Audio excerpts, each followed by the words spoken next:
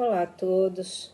Hoje o capítulo 4 do livro Sonhando com os Deuses vai falar sobre a Grécia, esse período tão rico, das nossas civilizações chamadas clássicas. E para trazer um pouquinho da magia desse período, eu trouxe aqui a minha linda Afrodite. Na verdade, eu comprei pensando em uma outra divindade que também é tão bela e também representa o feminino quanto ela, mas o escultor da imagem aqui, o artesão, ele me disse que era uma Afrodite. Então, que ela guia aqui a nossa leitura, a vossa audição. Capítulo 4, Grécia. Os gregos antigos são lembrados por suas magníficas realizações nas artes, medicina, ideais políticos, filosofia, literatura e arquitetura. Eles eram ao mesmo tempo originais e ecléticos, adquirindo conceitos de povos do Egito, da Ásia Menor, da Babilônia e de outras culturas contemporâneas. A evidência dessa capacidade é bem aparente nos conceitos da Grécia Antiga referentes a sonhos, largamente influenciados pelo pensamento egípcio e babilônio, Que a gente sabe o quanto a Grécia sofreu aí de influência dessas civilizações. Subtítulo: Tipos de sonhos. Os gregos faziam distinção entre sonhos verdadeiros e falsos. Eles também distinguiam entre sonhos inspirados pelos deuses e aqueles causados pelas atividades da vida diária e interesses. A maioria dos sonhos era considerada como eventos que realmente ocorriam e não como fantasias sem significado. Píndaro afirmava que durante o dia a alma descansava, enquanto o corpo estava ativo. À noite, o corpo dormia e a alma estava ativa e podia receber avisos sobre o futuro. Durante o sono, as divindades permaneciam na cabeceira da mesa e davam conselhos a seus adoradores. Nem todos os gregos aceitavam o conceito de sonhos divinos, mas Demócrito escreve que os sonhos podiam ser emanações de pessoas vivas ou objetos que penetravam na consciência do sonhador durante o sono. Um conceito que parece antecipar teorias posteriores sobre telepatia e que negavam a origem divina dos sonhos. Já o filósofo Xenófanes desconsiderava todas as formas de adivinhação, inclusive os sonhos. Entretanto, a maioria dos escritores gregos da antiguidade, incluindo Platão, Aristóteles, Poseidônios e outros, acreditavam que o sono era um período de comunicação entre seres humanos e seres divinos, e que os sonhos eram memórias de tais conversações. Esse conceito era largamente difundido no mundo grego da antiguidade. Mais recente, os gregos passaram a acreditar que a maioria dos sonhos divinos era enviada por Zeus. Mais tarde, sonhos proféticos passaram a ser recebidos de Atena, Hera, Ártemis, Asclépios, Hermes, como emissário de Zeus, Pan, como condutor dos sonhos, e muitas outras divindades. Hermes era especialmente conhecido como doador do sono, renovador. E o deus Hipnos, que deu origem à hipnose, não exatamente a ciência da hipnose, mas cujo nome foi adotado pelo inventor da técnica, regia especificamente o sono. Subtítulo: Incubação de sonhos.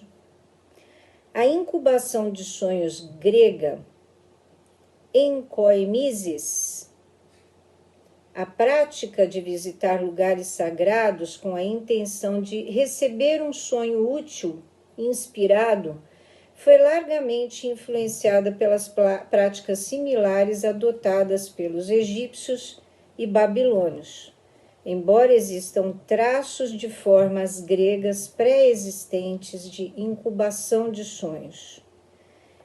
Essa pode ter sido uma prática comum por volta de 333, mais ou menos, antes da Era Comum, e os sonhos recebidos dentro do recinto de um templo de sonhos, eram considerados como divinamente inspirados, mais do que os recebidos em casa, e por causa disso, mais impositivos. Alguns templos eram abertos a todos aqueles que desejassem um sonho divino. Outros, incluindo os templos gregos de Ísis, admitiam apenas aqueles que haviam sido convidados em um sonho pela divindade.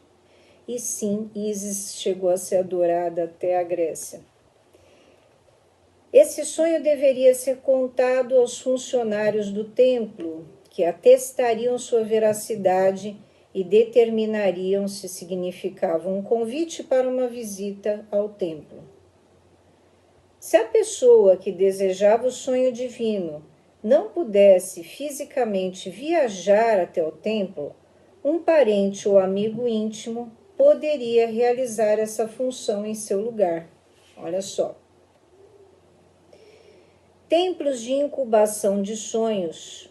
Subtítulo: a maioria dos lugares onde esses templos e santuários eram construídos era de grande beleza natural.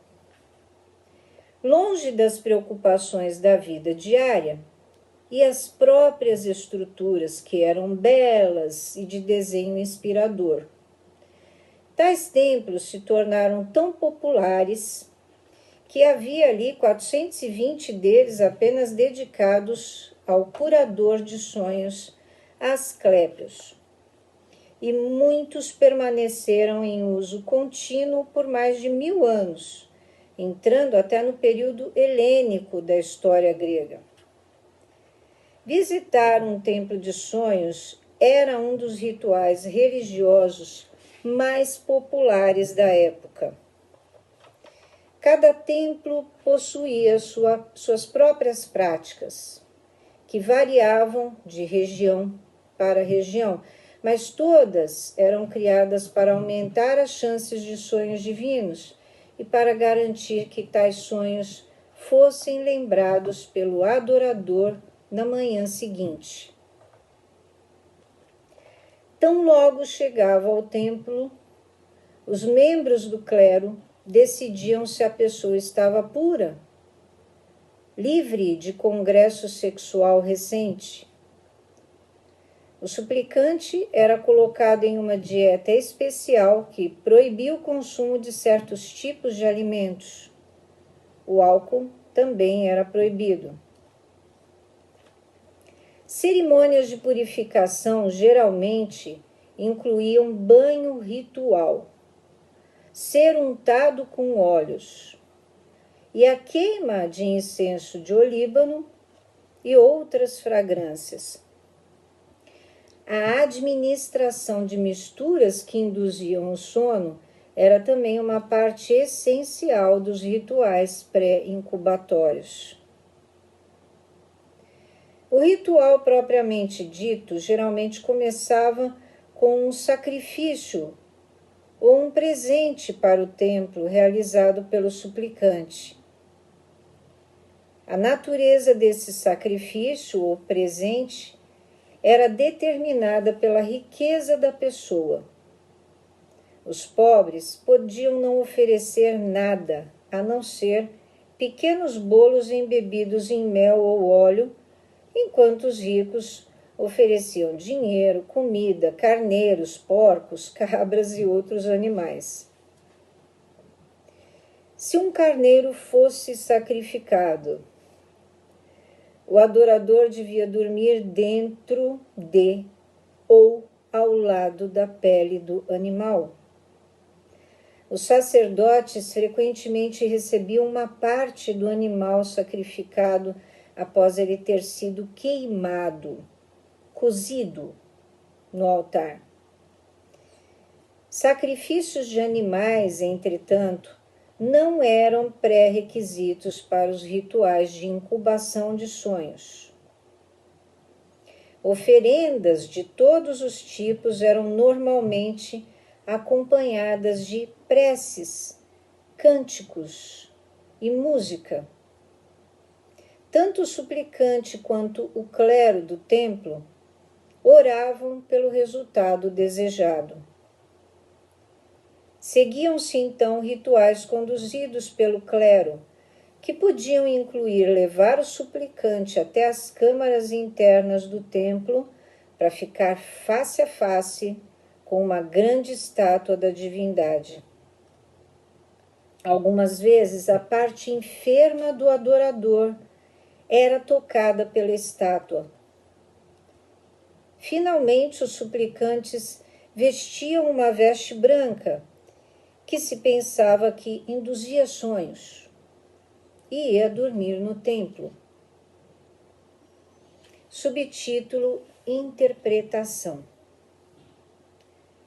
Pela manhã, o adorador deveria ter recebido um sonho claro, que não precisava de interpretação.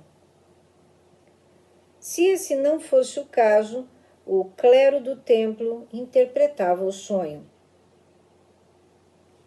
Nos templos de cura pelos sonhos, a natureza da cura concedida pela divindade, geralmente Asclépios, era interpretada pelas sacerdotisas e sacerdotes.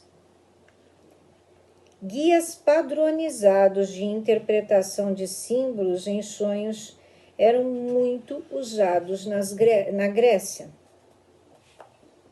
Subtítulo: Sonhos negativos. Sonhos interpretados como previsões de futuras doenças, morte, miséria, perda de riqueza, oposição e outros futuros negativos pediam ação. Havia muitos métodos de evitar o mal previsto em tais sonhos. O sonho devia ser contado a Hélio, o sol, cuja luz brilhante queimaria ou afugentaria o mal. Alternativamente, podiam ser feitos sacrifícios a divindades protetoras. Calamidades menores previstas em sonhos podiam ser evitadas com um simples banho ritual. Subtítulo: Incubação de sonhos e cura. Apesar do fato de que os templos de sonhos na Grécia serviam a várias funções, alguns eram associados à cura. Uns outros pareciam se concentrar especialmente na cura de disfunções sexuais e infertilidade.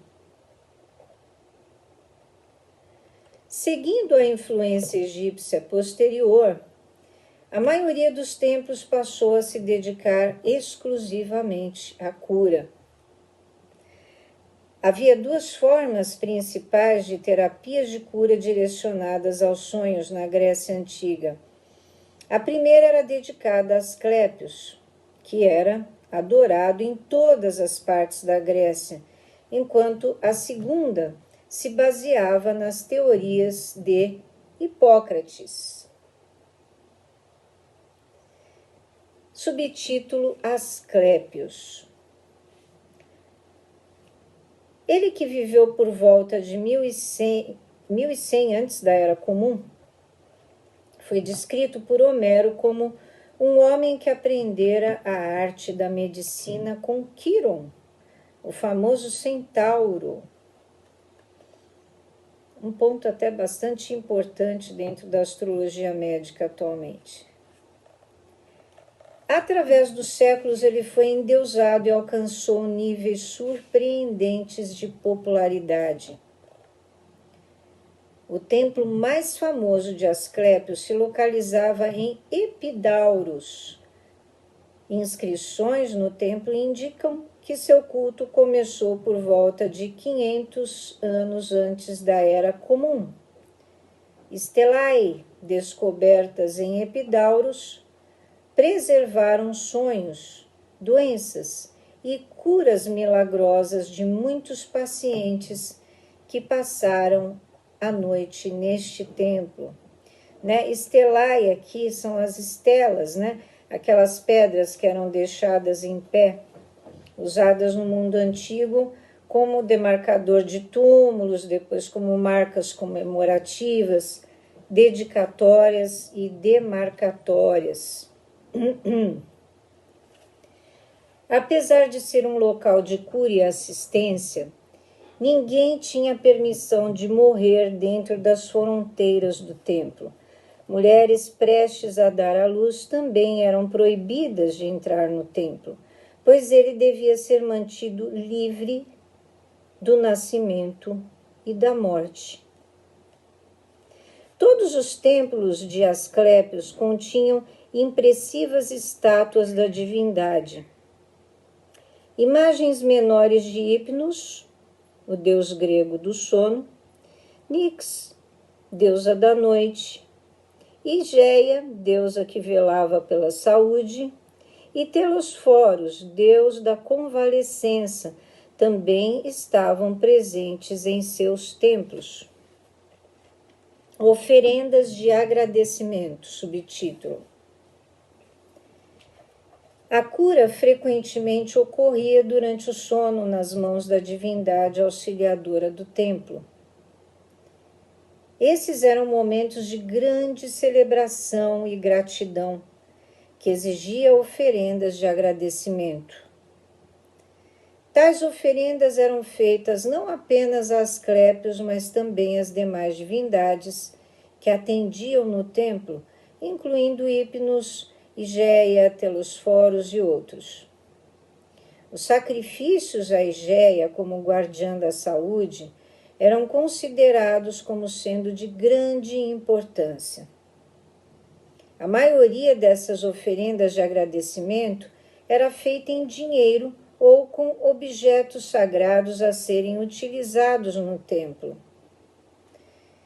Entretanto, como é feito em Lourdes hoje, pequenos modelos das partes curadas dos corpos dos adoradores, feitos de cerâmica, marfim, bronze, prata ou ouro, também eram dados. E aí, o subtítulo Hipócrates e o diagnóstico pelos sonhos. Hipócrates, cerca de 430 antes da Era Comum, era o suposto autor de um número de escritos mágicos.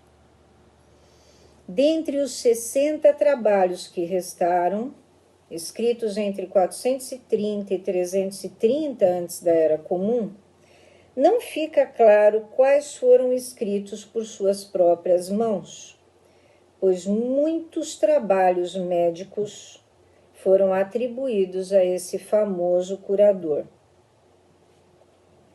As seguintes referências a Hipócrates, na verdade, se referem aos trabalhos de vários autores anônimos e não a livros escritos por uma única pessoa. Mais ou menos o que acontece com Hermes e, posteriormente, ali com o autor de Romeu e Julieta, Shakespeare. A tradição da medicina grega, derivada de Hipócrates, foi fundada em parte no conceito de que a maioria dos sonhos era útil para diagnosticar doenças e outras desordens do corpo. Hipócrates admitia que alguns sonhos continham sim sabedoria divina, mas enfatizava o aspecto de diagnóstico dos sonhos. Ele também escreveu com desprezo sobre os intérpretes gregos de sonhos, afirmando que algumas vezes eles estavam certos, mas que o oposto era frequentemente verdade. A doutrina de Hipócrates sobre sonhos era muito científica, assim como a maioria dos sistemas de interpretação de sonhos antes de Artemidoros. A interpretação dos sonhos era padronizada. O que mais distinguia o método de Hipócrates era que a maioria dos sonhos era vista como presságios ou doenças iminentes ou de boa saúde futura. Os símbolos específicos e até mesmo o tom emocional do sonho eram cuidadosamente estudados. Sonhos hipocráticos positivos. Subtítulo: entre os sonhos considerados positivos por Hipócrates estavam incluídos caminhar em segurança ou correr rapidamente e sem medo.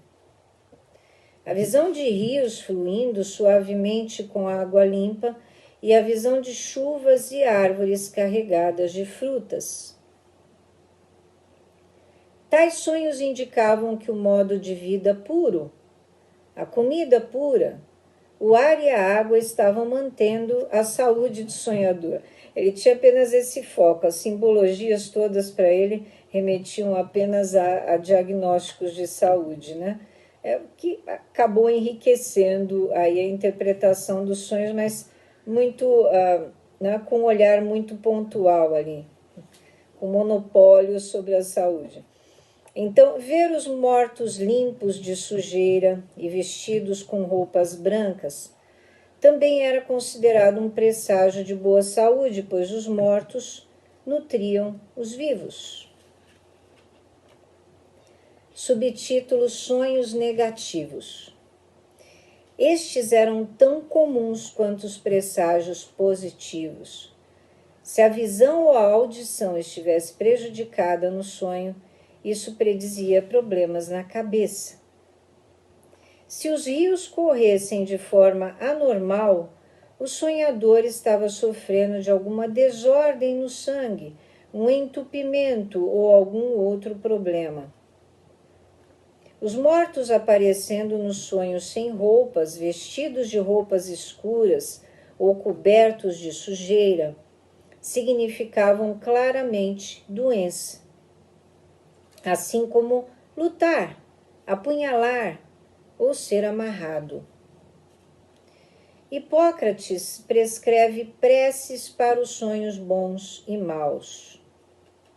Atena, Zeus, Hermes e Apolo recebiam agradecimentos pelos sonhos bons, enquanto os sonhos negativos pediam preces para os heróis, incluindo Hércules, Gaia e todas as divindades que evitavam influências negativas, incluso o próprio Zeus. Subtítulo: Artemidoros e a interpretação de sonhos. Por volta de 140 antes da Era Comum, um lídio de nome Artemidoros escreveu o trabalho de sua vida, um guia de interpretação de sonhos de 5 volumes, chamado Oneirocrítica, a interpretação de sonhos. Ele se inspirou em um sonho enviado por Apolo para cumprir essa enorme tarefa e foi muito bem sucedido. A Oneirocrítica é o trabalho mais completo sobre interpretação de sonhos a ter sobrevivido no mundo antigo. A tarefa de Artemidoros era simples, ainda assim revolucionária. Ele se dedicou a separar os elementos supersticiosos da interpretação de sonhos, isto é, aqueles que não eram baseados em fatos, dos métodos comprovados. Seu conceito de que a individualidade do sonhador deveria ser levada em consideração para interpretar um sonho foi, portanto, de grande importância.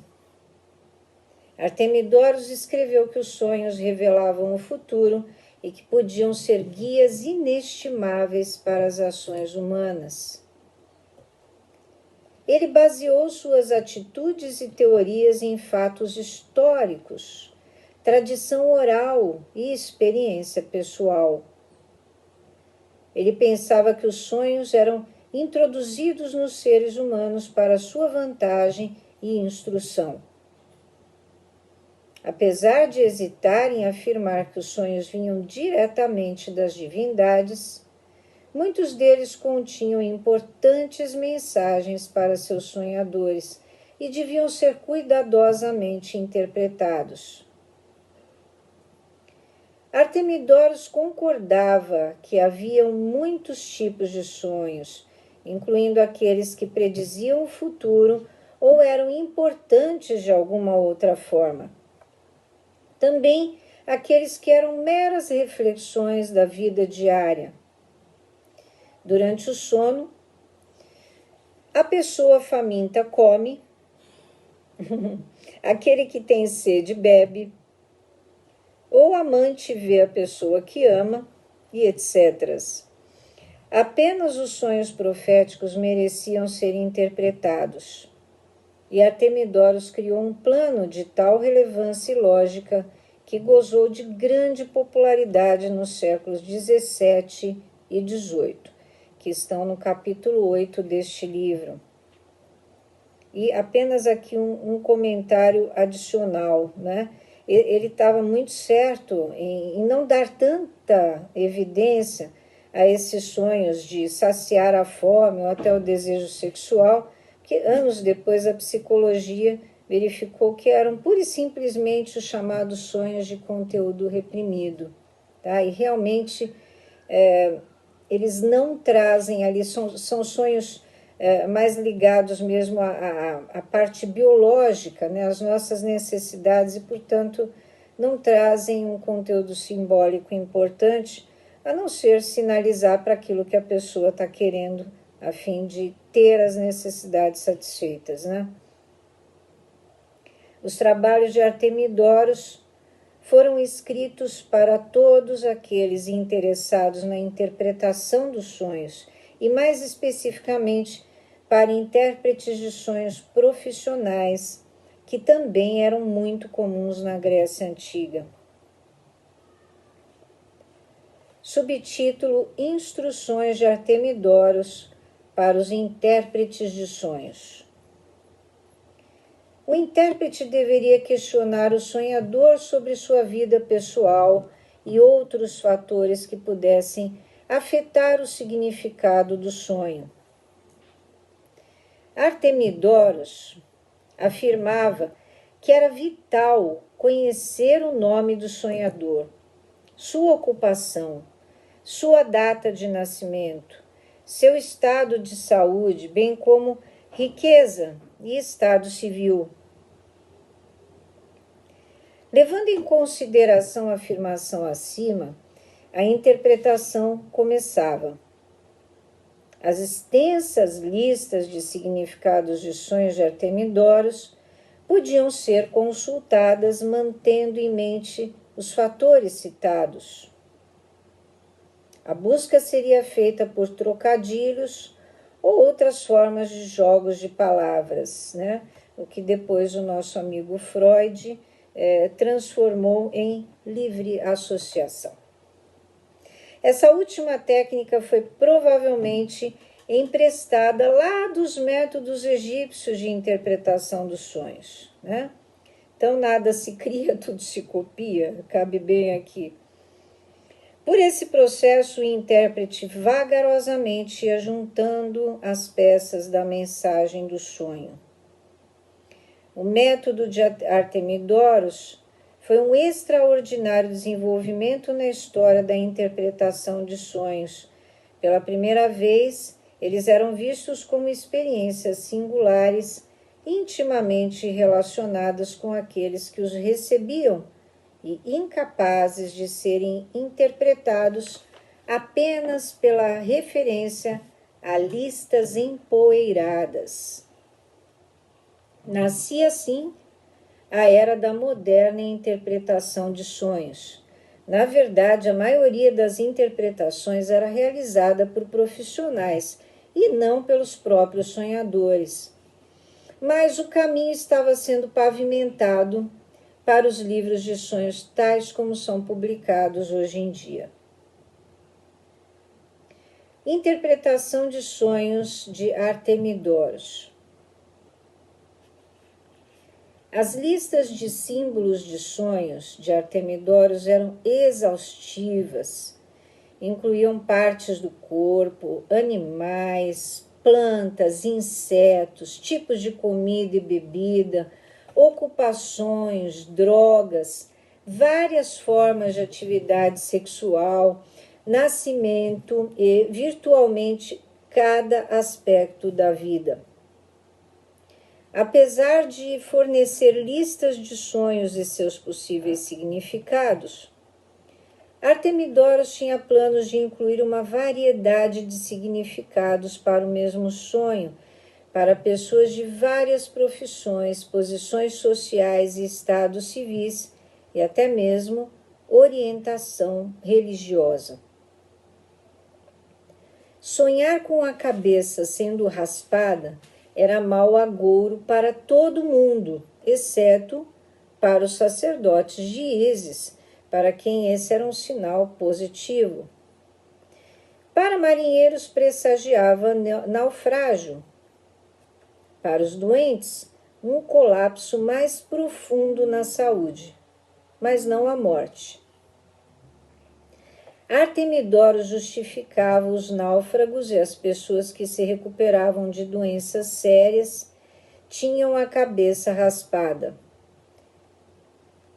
Os mortos não. Outros sonhos de Artemidoros incluíam sonhar que estava sendo untada de óleo era muito favorável para mulheres, exceto as adúlteras. Sonhar que tinha náuseas, favorável para os que estavam na prisão ou para os doentes. Sonhar que estava bebendo água significava boa sorte, bebendo água quente, falência ou desastre futuro. O quinto volume de Artemidoros continha 95 sonhos reais, suas interpretações e manifestações. Em um deles, um homem no exílio, em condição financeira ruim, sonhou 2 vezes que sua mãe dava-lhe à luz. Ele retornou à sua terra natal para descobrir que sua mãe estava doente. Ele logo herdaria sua propriedade. Uma mulher sonhou certa vez que seu amante lhe dava de presente a cabeça de um porco. Depois desse sonho, ela logo terminou o relacionamento, pois Afrodite não gostava de cabeças de porco. Um homem sonhou que uma oliveira estava crescendo de sua cabeça e desenvolveu sabedoria e eloquência que se aproximavam das qualidades atribuídas à deusa das oliveiras, a sábia Atena. Subtítulo: Ver divindades em sonhos. Embora Artemidoros evitasse a questão de os sonhos serem ou não enviados verdadeiramente pelos deuses, ele afirmava que as divindades podiam aparecer nos sonhos e apenas por sua presença predizer um futuro positivo ou negativo para o sonhador. As deusas e os deuses não revelavam mensagens com o uso de palavras, apenas a sua presença era suficiente. Aí um parênteses meu, né? Algo como a maioria dos contatos, né, que hoje as pessoas possuem ali com entidades extraterrenas, que se dá a título de simples telepatia. Era de pouca importância se a divindade aparecia como um ser vivo ou como uma estátua, salvo que, quando vista como pessoa viva, a mensagem do sonho se concretizaria mais rapidamente. A lista seguinte de divindades vistas em sonhos e seus presságios foi compilada no livro 2 da Oneirocrítica de Artemidoros. E aí vem uma série, né, aqui de itens da Oneirocrítica do livro 2. Por exemplo, a Esculápios, visto em um pedestal e adorado, sinal de boa sorte. Vê-lo se mover, se aproximar ou entrar em uma casa. Para o saudável, isso representava doença ou fome. Para o doente, isso representava recuperação. Apolo, favorável aos músicos, profetas, médicos e filósofos. Para todos, representavam segredos que seriam revelados e uma possível viagem. Ártemis, para aqueles que tinham medo, boa sorte, pois ela os protegeria, né? Para aqueles que tinham medo, boa sorte, pois ela os protegeria. Para mulheres grávidas, altamente auspicioso. Para caçadores e pescadores, boa sorte.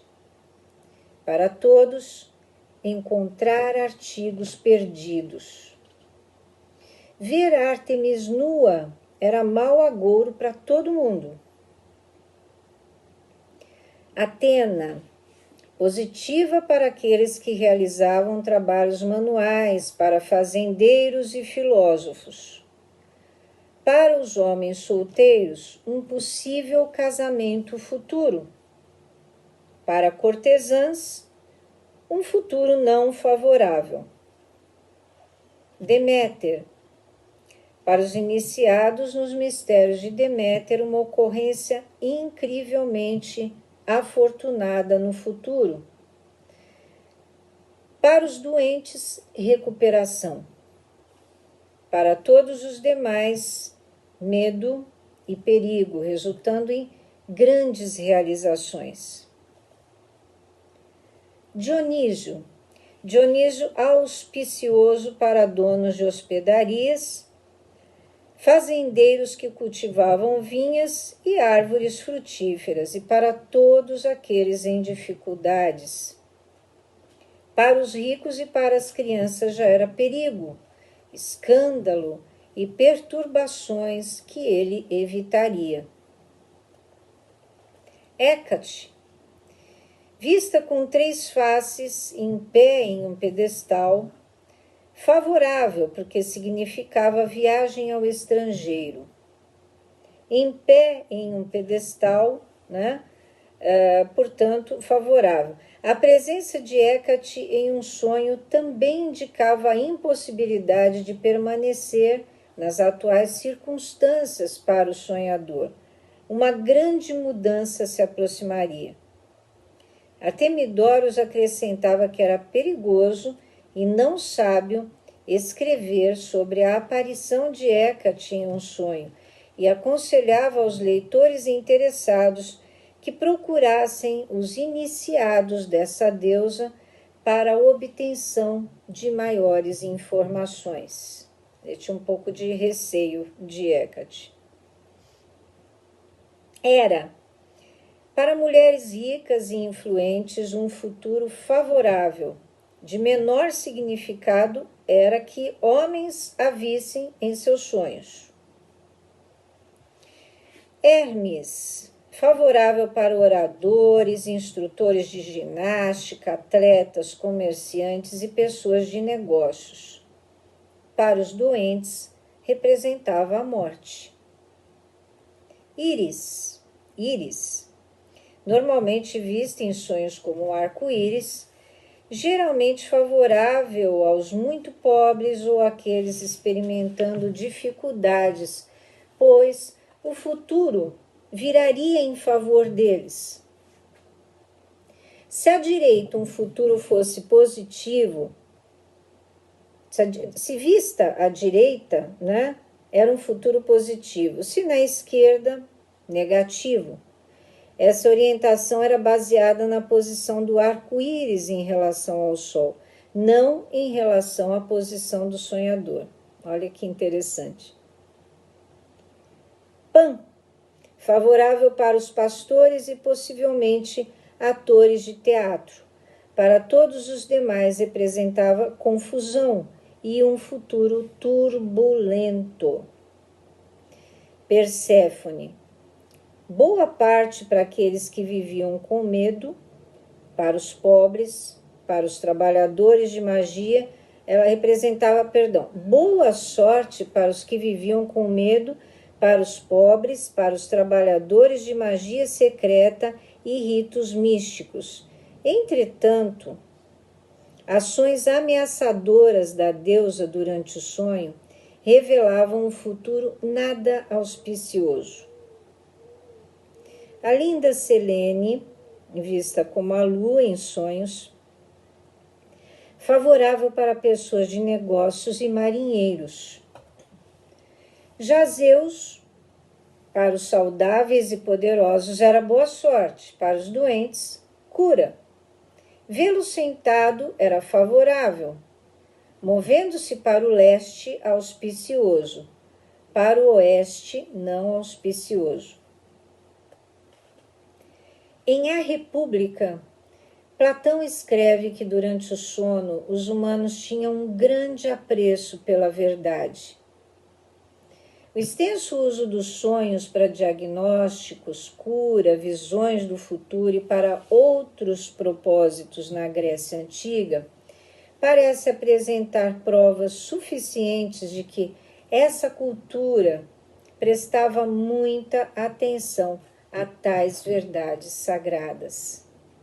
E assim encerramos o nosso capítulo 4. E o próximo será Roma. Um abraço a todos e até lá.